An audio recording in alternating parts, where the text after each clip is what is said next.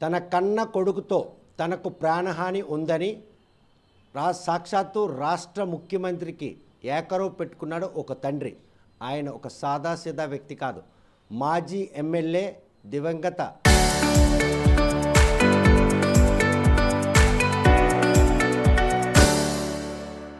నేత వరద సరోజిని భర్త, నాగావళి హోటల్ ప్రొప్రైటర్ వరద వెంకట గోవిందరాజులు.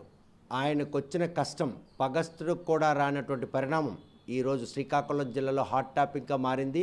అసలు కొడుకు ఎందుకు తనను హత్య చేయాలని చూస్తున్నాడు? ఆస్తి కోసమా, ఆధిపత్య పోరు కోసమా, లేకపోతే ఆడపిల్లలకి ఆస్తి ఇవ్వబడుతుందన్నటువంటి ఆక్రోశమా? ఈ పరిణామాలన్నీ కూడాను తనకొచ్చిన కష్టం ఏంటని గోవిందరాజులను అడిగి తెలుసుకుందాం.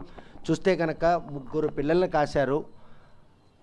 చివరి రోజులు సరదాగా ఆనందంగా మనవలతో గడుస్తేనే ఆశపడ్డారు. కానీ ఆ పిల్లల రూపంలో ఒక్కగానొక్క కొడుకు మిమ్మల్ని కడదీరుస్తారని ఎందుకు మీ మనసులో కలిగింది? ప్రవర్తన అండి క్లియర్గా కనబడుతుంది. నా రికార్డు అంత దొంగలాడిచ్చారు.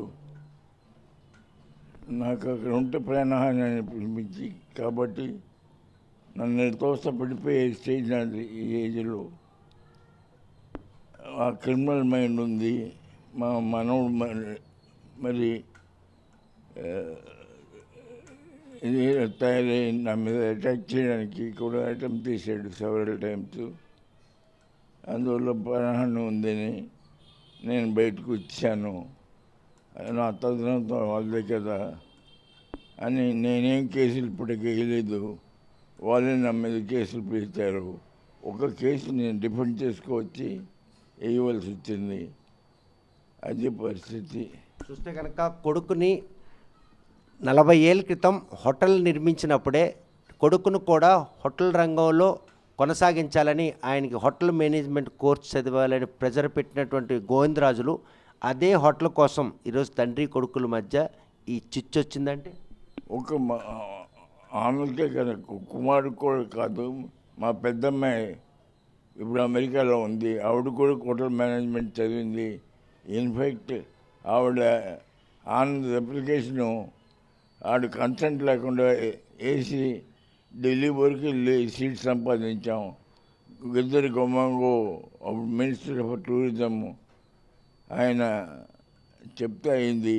అప్పటికి సెవరల్ టైమ్స్ అప్లై చేస్తే సీట్ వచ్చేది కాదు. సెంట్రల్ గవర్నమెంట్లో ఉండేది హోటల్ మేనేజ్మెంటు.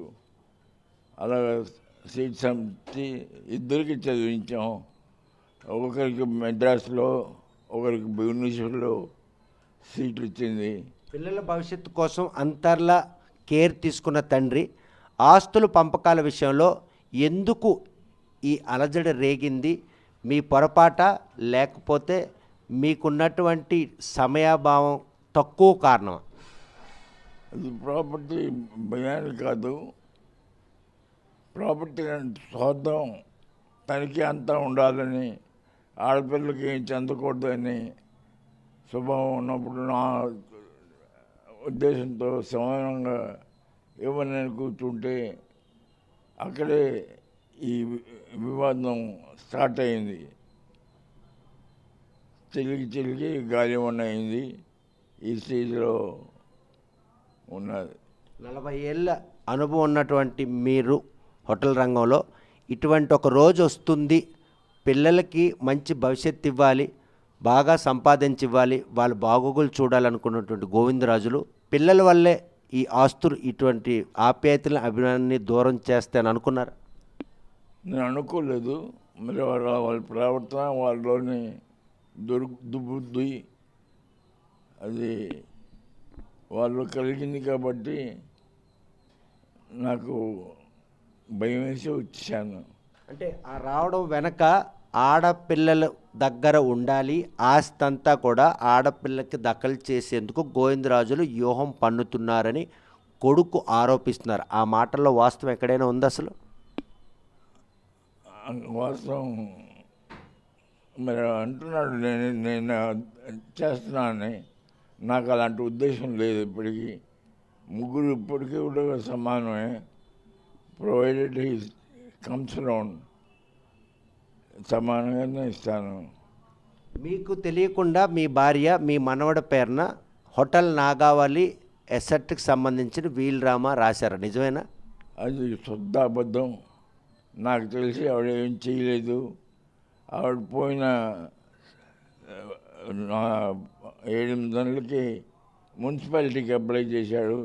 అప్పుడు కూడా ఒక వీలునామా పెట్టాడు, ఒరిజినల్ వీలునామా, నా భార్య రాసిన ఒరిజినల్ వీలునామా. అందులో అటువంటి ఆరోపణ ఏం లేదు. అది తర్వాత సృష్టించి అన్ని పాయింట్స్ రాస్తూ హోటల్ మాత్రం 45 తర్వాత మనోడికి తగ్గినట్టుగా రాసుకున్నారు. అది మున్సిపాలిటీలో సబ్మిట్ చేస్తే వాళ్ళు రిఫర్ చేశారు. రిఫర్ చేస్తే ఫేక్ అని వచ్చింది. అది ఇమ్మంటే ఇవ్వకుండా ఉన్నారు. Copy of that order fake వచ్చింది. అంటే అతని ఇన్ఫ్లుయెన్స్ వల్ల దేనివల్ల ఆఫీసులు కూడా సహకరించడం లేదు, నాకు ఇవ్వడం లేదు. అంటే యాక్షన్ కూడా పెట్టాను, అయినా ఇవ్వడం లేదు. ముఖ్యమంత్రి దృష్టికి మీ సమస్యను తీసుకెళ్ళి చాలా రోజులు కావస్తూ ఉంది. ఎటువంటి రెస్పాన్స్ అయినా వచ్చిందా ఒక మాజీ ఎమ్మెల్యే భర్తకి? నేను రాలేదు. ఈ మధ్య ప్రెస్ రిపోర్ట్లో అదే స్లోగన్లో నా మీద, ఆడపిల్లల మీద మాట్లాడి కించపరుస్తున్నాడు. ఆస్తి అంతా తనే కబ్జా చేయాలని సదుద్దేశం. మీకు తిరిగి చెప్పేటోళ్ళు ఎవరూ లేరు. గోవిందరాజులు ఏదనుకుంటే అదే చేస్తారు. అటువంటి ఒక నిబద్ధత కలిగిన తండ్రి ఈరోజు పిల్లల ఆస్తు పంపకాల్లో మీ మేనేజ్మెంట్, మీ అనుభవం అంతా కూడాను వృధా పోయిందంటే ఏం చేస్తాం? కర్మ వాళ్ళకి ఆ దుర్బుద్ధి పుట్టింది, నేను చేయవలసి వస్తున్నది. ఇప్పుడు మరి ఈ పరిస్థితుల్లో ఆడపిల్లలు ఏమి ఇవ్వరని స్పష్టంగా తెలుస్తుంది. ప్రెస్ రిపోర్ట్లు అన్నీ చూసిన కాబట్టి వాళ్ళకి వీలునామా కాకుండా గిఫ్ట్ డే రాసేదాన్ని చూస్తున్నాను. అల్లారు ముద్దుగా పెంచుకున్నారు, ఉన్నత చదువులు చదివించుకున్నారు. ఈరోజు బహుగా వాళ్ళ జీవితాలు సాగిపోతాయని తండ్రిగా ఆశపడ్డ మీ ఆశలు అర్ధాంతరంగా అడియాశలు అయినట్టు మీ కొడుకు చేశాడా, లేకపోతే మీ నడవడికి ఈరోజు మీకు ఈ పరిస్థితి వచ్చింది? మా మనవడు మా కోడలు ప్రోత్సహించి మా అబ్బాయి చేత అనిపిస్తున్నారు. ప్రెస్ రిపోర్ట్ కూడా వాళ్ళని అట్లా కోచింగ్ ఇచ్చి, ట్రైనింగ్ ఇచ్చి ఇలాంటి అబద్ధాలు సృష్టిస్తున్నారు. ఐశ్వర్యం అనే ఒక గొడుగు కింద జీవనం సాగించినటువంటి గోవిందరాజులు ఈరోజు ఎటువంటి ఆదరణ లేకుండా అద్దెళ్లల్లో ఆవాసం ఉండాల్సిన దుస్థితి గోవిందరాజులకు ఒక రోజు వస్తుందని ఎప్పుడైనా అనుకున్నారా? అనుకోలేదు, ఎప్పుడు కలగనలేదు. ఇలాంటి పరిస్థితి వస్తుంది, వాడికి ఆ దుర్బుద్ధి పుడుతుందని నేను ఎప్పుడూ అనుకోలేదు. అంటే మీరు దుర్బుద్ధి అంటున్నారు, కానీ మీ పెద్దరికంలో ఎక్కడో లోపం ఈరోజు పిల్లల మధ్యన ఈ ఆస్తి తగాదాల్లో బీజం పోసింది. అందులో మీ తప్పిదమే స్పష్టంగా కనిపిస్తుందని బాహాటంగా ఆరోపిస్తున్నారు. నాకు అలాంటి ఉద్దేశం లేదు. అది వాళ్ళు చేసుకున్న కల్పితం. నేను ఎప్పుడు ఏనాడు కళ్ళలో కూడా అనుకోలేదు ఇలాంటి పరిస్థితి వస్తుందని. ఆడపిల్లల్ని వదిలేసి తన దగ్గరికి వస్తే బాగా చూసుకుంటానని కొడుకు మిమ్మల్ని ఆహ్వానిస్తున్నారు. ఈరోజు కొడుకు ఆహ్వానాన్ని మన్నిస్తారా? ఆడపిల్లలకు వచ్చినటువంటి కష్టం వైపు ఉంటారు. 4 సంవత్సరాలుగా బయట ఉంటున్నాను, నన్ను ఎవరు రక్షిస్తున్నారు? ఆడపిల్లలే నన్ను చూస్తున్నారు. మరి కొడుకు చూడకపోతే ఎవరో ఒకరు చెయ్యాలి కదా, పయ్యోళ్ళు ఎవరు చేయాలి కదా. అందువల్ల వాడు అనుకుంటున్నాడు ఆడపిల్లకి ఇచ్చేస్తాను.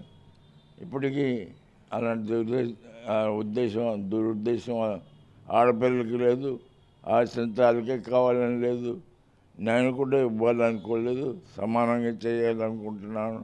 బట్ పరిస్థితులకు వచ్చి నా మీద అటాక్ చేస్తుంటే ఏం చేయమంటారు చెప్పండి. చూస్తే కనుక ముగ్గురు పిల్లలకి వాళ్ళ లైఫ్లు సెటిల్ అయిపోయి అనుకున్నారు, కానీ చివరి క్షణంలో మీకు ఒక కల మిగిలింది. ముగ్గురు పిల్లలు ఒక్కచోట ఆవాసం ఉండడానికి ఒక ఇంటి నిర్మాణాన్ని కూడా తలపెట్టారు. ఆ ఇల్లు నిర్మాణం అసంపూర్ణంగా ఉండిపోయింది. మీరు కన్న కల ముగ్గురు ఒక చోట ఆ ఇళ్లలో ఆవాసం ఉండే ఒక రోజు వస్తుందా?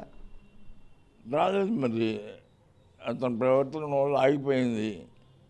నేనంటే అటెంప్ట్ చేశాను, గిఫ్ట్ డీడ్ రాయించాడు, తను కూడా గిఫ్ట్ డీడ్ రాశాడు, అక్కజల్లుల పేరుని అన్నీ చేసి బ్యాక్అవుట్ అయ్యాడు. ఇది పరిస్థితి. చూస్తే కనుక తనకు వచ్చిన కష్టంపై ముఖ్యమంత్రికి విన్నవించుకున్న ఇప్పటికి కూడా ఎటువంటి పురోగతి లేకపోవడం మాత్రం తీవ్రంగా మదన పడుతున్నారు. తన కడుపును కాసిన ముగ్గురు పిల్లలకు కూడా తాను సంపాదించిన ఆస్తి అంతటిని కూడా సమానంగా పంచిస్తానన్నటువంటి మనస్తత్వం గల తాను ఈరోజు కొడుకు దుర్బుద్ధి ఈరోజు కూతుళ్ళ వద్ద నివసించాల్సిన పరిస్థితి తీసుకొచ్చారు. తనను బలవంతంగా హోటల్లో నుంచి నెట్టేసినటువంటి పరిస్థితుల కారణంగానే హోటల్ నుండి బయటకు వచ్చి ఇలాగ అద్దింట్లో ఉండాల్సి వచ్చిన పరిస్థితి వచ్చింది. కూతుర్లు లైఫ్లు సెటిల్ చేశాను, వారికి కావాల్సిందల్లా ఇద్దాం, భార్య వీలునామా మనలో రాసిన విషయంలో కూడా అబద్ధం, అవి క్రియేట్ చేశారని కూడా ఆయన ఆరోపిస్తున్నారు. ఒక రాష్ట్ర ముఖ్యమంత్రికి తన కష్టం చెప్పుకున్న గోవిందరాజులకు వచ్చిన కష్టం తీయడంలో తత్సారం మరి ఆయన లైఫ్లో ఎటువంటి ఇబ్బంది తెచ్చిపెడుతుందన్న విషయం వేచి చూడాల్సిందే. వీడియో జర్నలిస్ట్ రామకృష్ణతో సత్యం RTV శ్రీకాకుళం.